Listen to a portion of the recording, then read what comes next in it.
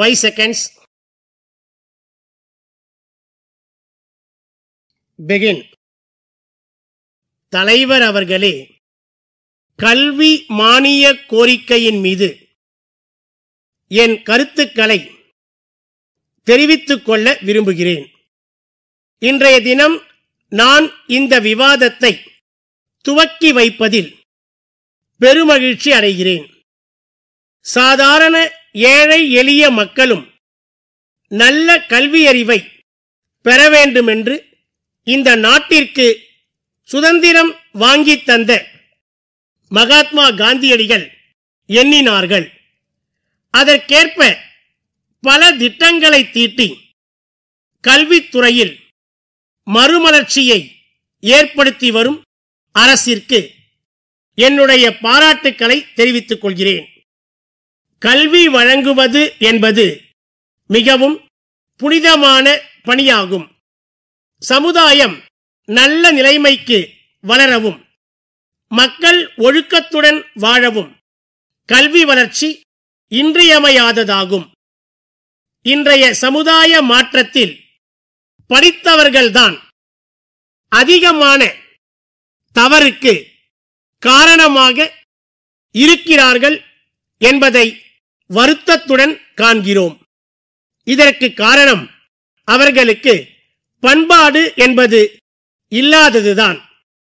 இந்த நிலையை மாற்றிட சமுதாயம் நல்ல முறையில் மேம்பாடு அடைந்திட அறிவு கல்வியுடன் பண்பாட்டு கல்வியையும் வழங்க வேண்டியது நம்முடைய கடமை என்பதை குறிப்பிட விரும்புகிறேன். கல்லூரிகளில் தமிழ் பயிற்று மொழியாக படிக்கும் மாணவர்களுக்கு உதவித்தொகை வழங்கி வருகிறோம். இருப்பினும் அவர்கள் ஆங்கில பயிற்று மொழி வகுப்பிற்கு தான் ஆர்வமாக செல்கிறார்கள். தமிழ் பயிற்று மொழியில் படித்த மாணவர்களுக்கு தமிழ்நாட்டில் வேலை வாய்ப்பில் இன்னும் முன்னுரிமை அளிக்கப்படுமானால் பல மாணவர்கள் தமிழ் பயிற்று மொழியில் படிக்க ஆர்வம் காட்டுவார்கள் என்பதை என்னுடைய ஆலோசனையாக தெரிவிக்க விரும்புகிறேன். நூலகங்களுக்கு ஒதுக்கப்படும் நிதியில் பெருமளவு பணம் ஊழியர்களின் ஊதியத்திற்கே சரியாகி விடுகிறது என்ற நிலை இன்றைக்கு இருந்து வருகிறது. நூல்கள் வாங்குவதற்கு அதில் 10% கூட மிஞ்சுவதில்லை. எனவே நூல்களை வாங்க அதிகமான நிதியை ஒதுக்க வேண்டும் என்று கேட்டுக்கொள்கிறேன். அத்துடன் நல்ல நூல்களை தேர்வு செய்து அவற்றை நூலகங்களுக்கு வாங்க குழு ஒன்றை நியமித்து குழுவின் பரிந்துரைப்படி நூல்களை வாங்க வேண்டும் என்று கேட்டுக்கொள்கிறேன். அத்துடன் பதிப்பாளர்கள் நிர்ணயிக்கும் விலைக்கும் நூல்கள் வாங்குவதை தவிர்த்து நூல்களுக்கு அவற்றின் தரத்தின் அடிப்படையில் அரசே விலை நிர்ணயம் செய்து அதன் அடிப்படையில் நூல்களை வாங்கலாம் என்ற எனது யோசனையை தெரிவித்துக் கொள்கிறேன். அருங்காட்சியகங்கள் பல்வேறு மாவட்டங்களிலும் ஏற்படுத்தப்பட்டுள்ளன.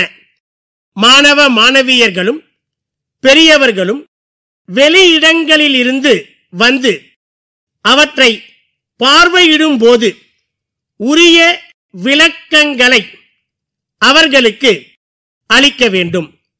இப்போது அது போன்ற நிலை இல்லாமல் இருக்கிறது. உரிய விளக்கங்கள் அளிக்கிற நிலையை ஏற்படுத்தினால் தமிழ்நாட்டின் பெருமையையும் வரலாற்று உண்மைகளையும் சரித்திர சான்றுகளையும் சரியான முறையில் மக்கள் அறிந்து கொள்ள வாய்ப்பு ஏற்படும். இதன் மூலம் நமது புராதன சின்னங்களின் வாயிலாக நமது நாட்டை பற்றியும் நமது பகுதியை பற்றியும் உள்ள சரித்திரத்தை வளரும் இளம் தலைமுறையினர் அறிந்து கொள்ள முடியும். தஞ்சாவூர் அண்ணா சாலையில் உள்ள அம்பிகா நிறுவனத்தார், சென்னையில் உள்ள திருவாளர்கள் அமரன் நிறுவனத்திற்கு எழுதிய 10/1/2025 நாளிட்ட கடிதம். அன்புடையீர், வணக்கம். தங்களது கடிதம் கிடைக்கப் பெற்றோம். மிக்க நன்றி.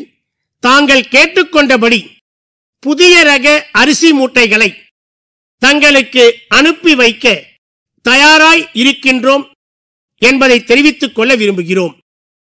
நாங்கள் தஞ்சாவூர் மற்றும் திருவாரூர் மாவட்டங்களில் நேரடியாக சன்ன ரக நெல் கொள்முதல் செய்து அதிலிருந்து சிறந்த ரக அரிசி உற்பத்தி செய்கின்றோம்.